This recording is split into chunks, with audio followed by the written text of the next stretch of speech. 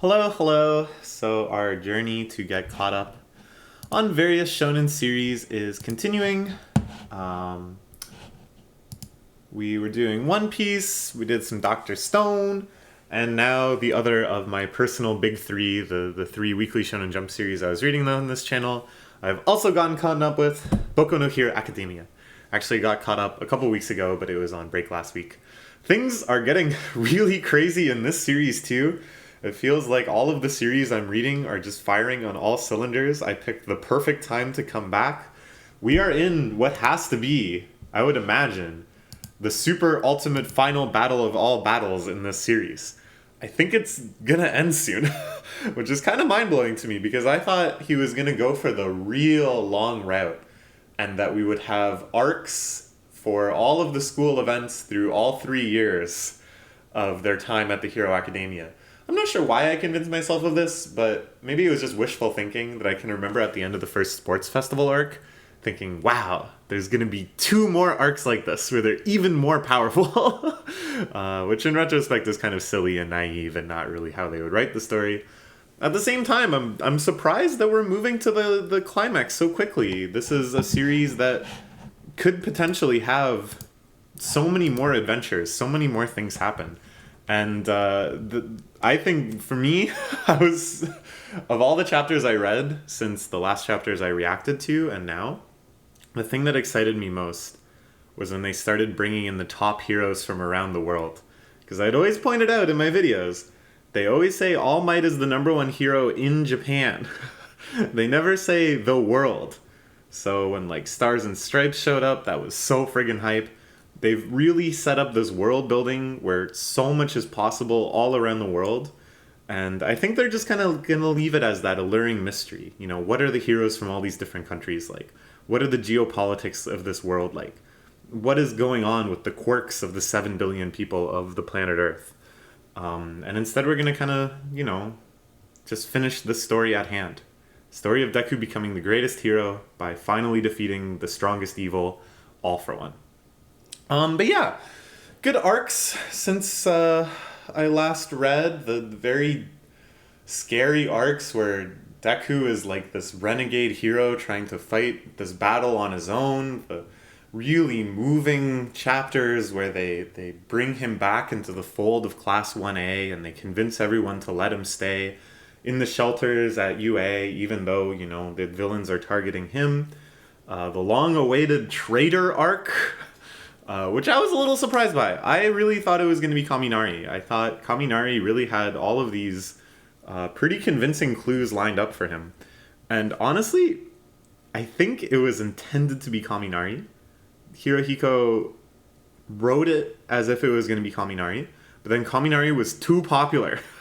Kaminari always does really well in the popularity polls, and I think if he was revealed to be the traitor, it would have been like a full-on he is just straight up a villain. Not that he was getting blackmailed and manipulated, or at least that would have been way further down the line. And that, the dumbness was an act. He's actually way more powerful than he lets on. He really had been scheming purposefully, personally, this whole time to bring down UA. And I think that would have been too upsetting for people. I honestly think this is what happened, is that they knew the fan backlash would be too huge if they had to villainize Kaminari to that extent. So, I can't... This is just another one of the forces of the medium of manga, right? Chapter by chapter, you have to react to how the fans are receiving the content. It's not that you have to pander to them. Pandering to them is usually the worst move. But at the same time, you also can't do things that will just massively upset huge chunks of the fan base, right? That in general is probably a good principle to any sort of serial storytelling. Don't piss off your fans. So I think that's why the traitor assignment got changed maybe a little last minute. And it became a much softer traitor story where, he was being blackmailed, his family was at risk, blah, blah, blah. But yeah, it was a good revelation still, some nice little twists with it, and then, abusing the fact that there were certain limitations to All for One's manipulation to get the surprise attack, which led to the current multifaceted, multi-front insane final battle that we're seeing right here. A lot of side characters coming back and having kind of cool roles. The quirk copying guy, the class 1B guy who can manipulate people with his voice and all of that stuff. I liked, again, this is something I've talked a lot about before with people like Twice, where a quirk that at first seems very situational or comical or is kind of played off as not that big a deal, when you really think about the ramifications of it, when you think of its limitations, when you think of what it's actually capable of doing, you're like, oh, holy crap, this is like a world ender if the user wants it to be. So there's a lot of moments like that, like with those examples I gave, where these sometimes innocuous seeming quirks have big ramifications on the story. All this stuff I really like. So yeah, let's proceed with this final battle. Oh, right, yeah. So this chapter though, we're taking a little pause from the action to get Dabi's full and complete backstory. We know about what happened in his childhood. We know that he trained his fire up in the mountains and kept burning himself until one day the fire he started got out of hand and he was left for presumed dead. And we know about the Endeavor family drama, which is honestly, I think, one of the most impressive parts of this entire manga to me is how they handled this family drama. I thought it was very nuanced. I thought it was very dark, very serious, a big tonal departure for the series that I thought was handled really well. I like that it wasn't so black and white. I like that there wasn't any moment where Endeavor was like, I got it, I'm a good dad now, and they're all like, yes, finally. But instead it really captured this long process of healing, a process that isn't linear or always forward moving, but comes at this unsteady, sometimes regressing pace. I thought that was really real, and I felt like, this would be a compelling family drama if you stripped out all of the supernatural elements and you stripped out your history with these characters, which is pretty rare for this sort of plot in a shonen series. So I'm excited to hear more about it. I'm excited to see the Dabi backstory. And what's going on here? It's the Gorilla Cop. We love the Gorilla Cop. These heteromorphs are always so much fun. This is the doctor that's always assisting All for One, that was helping, his name just completely blanked out of my head, Tomura-chan, become the nearly omnipotent villain that he is now. All to prepare today. That's why we sought out twisted raw material born into this world. Warped seeds that could serve as his vessel. Okay, so Dabi is another such example of All for One getting somebody rejected by society and twisting them into something that serves All for One's power. Okay, so here we are. This is when Dabi is experimenting up in the mountains with fire, burning himself up, racing to the river to survive. I don't want to die. I still haven't shown him anything. That one too was born with some cracks in him. Maybe from the very start it wasn't just cracks. Maybe that boy was born with everything. And there's presumably All for One in a much more human-looking form, walking up to solicit young Dabi into his growing army. This is sort of an interesting question. Why Tomura over Dabi over anyone else? Was it just the suitability of his quirk? Was his backstory that much more tragic and compelling? I mean, Dabi's quirk is pretty friggin' strong too. Fire is Imba. And here he is alive. This is disarmingly friendly and cutesy. Surely All for One didn't just leave him in a normal hospital. Could this be part of the weird quirk training academy that Hawks went through? Because Dabi knew Hawks' real name, right? I'm remembering that right? That was quite a while ago. Is that really my voice? Been asleep for 3 whole years. Whoa, this guy's very ominous. This doctor, the doctor, with his weird Sunflower face. Looking like Nammy's hand-me-downs. When you live here with everyone, your very own place under the sun. They're your new family. You come to love it sure as the sun does rise.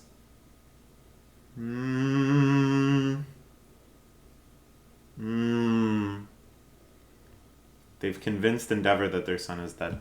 This makes more sense because, like, you know, it doesn't really make sense that they would just assume, oh, he's dead, without any actual proof positive. But probably through some quirk or another, they've created bodies that Endeavor was like, yeah, that's my son. Missing pieces had to be replaced by a regenerative tissue. Changed man with that burned rictus look on your face, and yet you survived. Oh, remember you said with the power you once did. If you were to damage your senses, your ability to feel pain all dulled. So this is like the other route to true mastery of the fire quirk. Instead of having the counterbalancing ice quirk, or whatever the hell Endeavor does, you just don't feel that much pain. Alas, despite our best efforts, we wanted to welcome you in your full strength. We failed. Ooh, and here Endeavor thinks, or he thinks back to Endeavor. Endeavor repeating these same words. You failed. Must be suffering, you poor thing. Might just be able to restore your frames in their full glory. You join our family and allow me to raise you. No way am I getting trained by anyone else. I like that the computer monitor is just black too. That's good. That's ominous. It's already festering away inside. Couldn't exploit the boy's obsession with his father. Or spares. Okay. Those were the backups for Tomura. Makes sense. A seedbed of ferocity and hatred. One full of vessels for the Demon King. Dabi is one of those spares, was a failed experiment. That one boy never did buy what we were selling. Give up on Dabi and let him run loose, because after his body came back to life and he was up and about, he wasn't supposed to live for more than a month.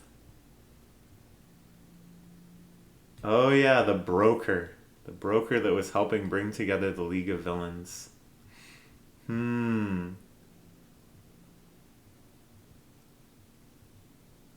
Perfect place for my funeral. So he never really was down with the ideology. He never was like, yeah, we're going to take over the world.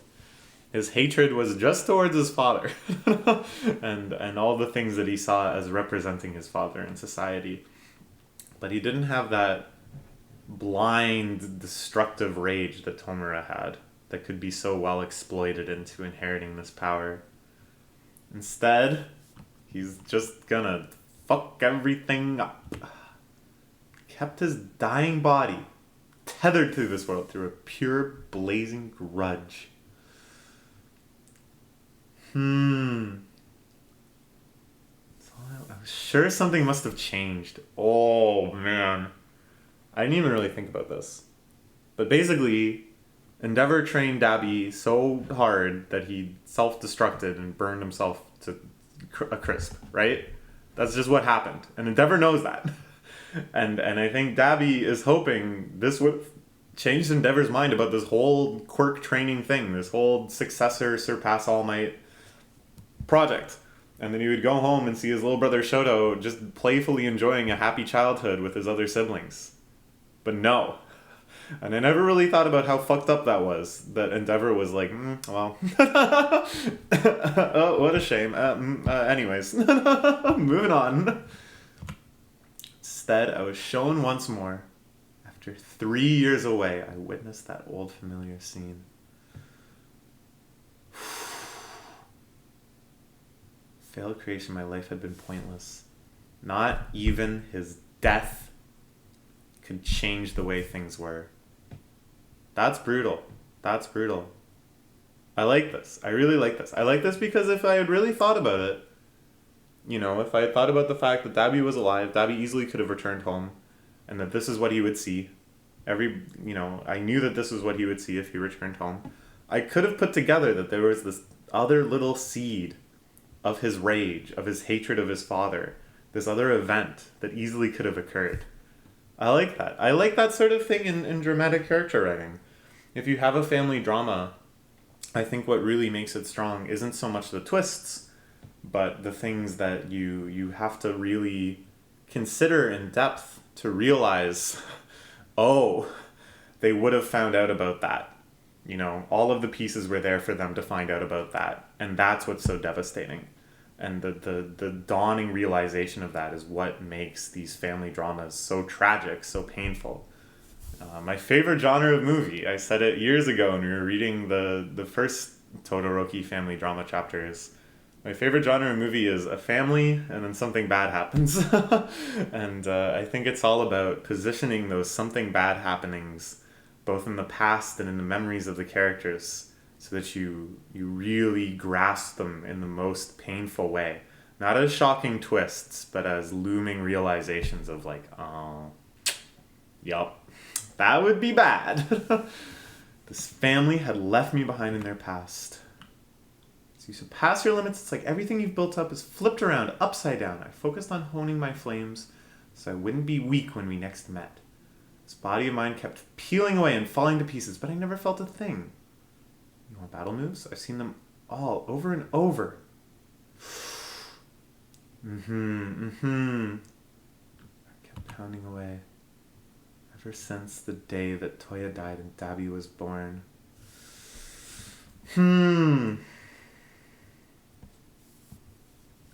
Mad heat rushing headlong towards death. That frenzied flame of death. I like this. I like this characterization. Really making it clear that Dabi isn't like a lesser Tomura. The fact that he was a backup Tomura doesn't actually mean that he was necessarily lesser. In fact, they just couldn't control him. That even their forces of control, unparalleled in the world, weren't enough to subdue this endless raging flame, melting through the statue of All Might. It's pretty good. It's pretty good. I really am curious to see how this fight progresses. In a certain way, this is kind of one of the more boring fights, like aesthetically. It's Fireman against some other fire-related people, including Fire and Iceman. And, you know, if Todoroki summons all of his courage and makes like a bigger ice wall than normal, that's not that interesting compared to the other quirk matchups we've seen. But it's the family drama element that I think could really bring this one home as a banger of a battle. If Todoroki can really connect to Dabi and be like, yeah, I hate that asshole too. Remember when you went home and saw a little boy get beaten? That was me. You can call me a pawn all you want, but we were in the same boat, and I emerged like this, and you emerged like that. I'm pretty sure that's exactly what's going to happen. But it could be really, really powerful. I just love Todoroki as a character, too. I think when he's really going to have to emotionally put himself out there, and in the battle, put himself out there, and it's going to get excited. So I burned away all that thing holds near and dear. That'll be the mark I've left on this world. Todoroki calls him Big Brother. Aniki, maybe? Oni-san? I don't know. I'm curious about the Japanese. I'm also curious about the Japanese that he keeps calling Endeavor that thing. I think that's really good, too, that he won't even acknowledge him with his name, but he just sees him as this, like, repulsive entity in the world. Okay. Good stuff. Banger. I just really love all of the Todoroki family stuff. I don't know if that's a common opinion. I could see this being very divisive among fans of the series, because it's a very different tone. It's kind of melodramatic. It doesn't really speak to the themes of the series. Instead, it's just more like, yeah, people are ugly. People do ugly things. So I don't know. We'll find out how it goes and how people think of it, and that's how I think of it. Let me know how you think of it. That's how this whole deal works. Talk to you later.